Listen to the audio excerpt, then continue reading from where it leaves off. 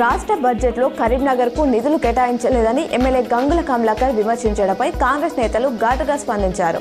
Budget పత్రులను క్షుణ్ణంగా పరిశీలించి మాట్లాడాలని హితవు పలికారు.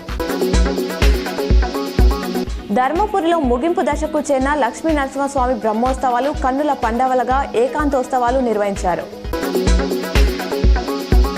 పెద్దపల్లి జిల్లా ప్రజలకు జమ్మికుంట వెళ్లేందుకు దూరాన్ని తగ్గించేందుకు మానేరు వాగుపై రూపునారాయణపేట విల్లాసాగర్ మధ్య బ్రిడ్జి నిర్మాణానికి శ్రీకారం చుట్టారు. మానేరు వాగుపై వంతెన నిర్మాణానికి అధికారులతో కలిసి పెద్దపల్లి ఎమ్మెల్యే విజయ రమణారావు స్థల పరిశీలన చేసి భూ సర్వే త్వరగా పూర్తి చేయాలన్నారు. తిరుమల శ్రీ వెంకటేశ్వర స్వామివారి సేవలో పాల్గొన్న మంత్రి పొన్నం ప్రభాకర్ ఈరోజు తెల్లవారుజామున ఉదయం స్వామివారిని అభిషేక సేవలో పాల్గొని మొక్కులు చెల్లించడం జరిగింది. స్వామివారి దర్శనం అనంతరం రంగనాయకులు మండపంలో అర్చకులు వేద ఆశీర్వచనం మంత్రి పొన్నం ప్రభాకర్కి అందించారు. 10వ తరగతి పరీక్షలు రాయబోతున్న విద్యార్థులకు ఆల్ ది బెస్ట్. పరీక్షల సమయంలో విద్యార్థులపై తల్లిదండ్రులు పిల్లలపై ఒత్తిడి పెంచవద్దు. ప్రశాంత వాతావరణంలో పరీక్షలు రాసేలా చూడండి.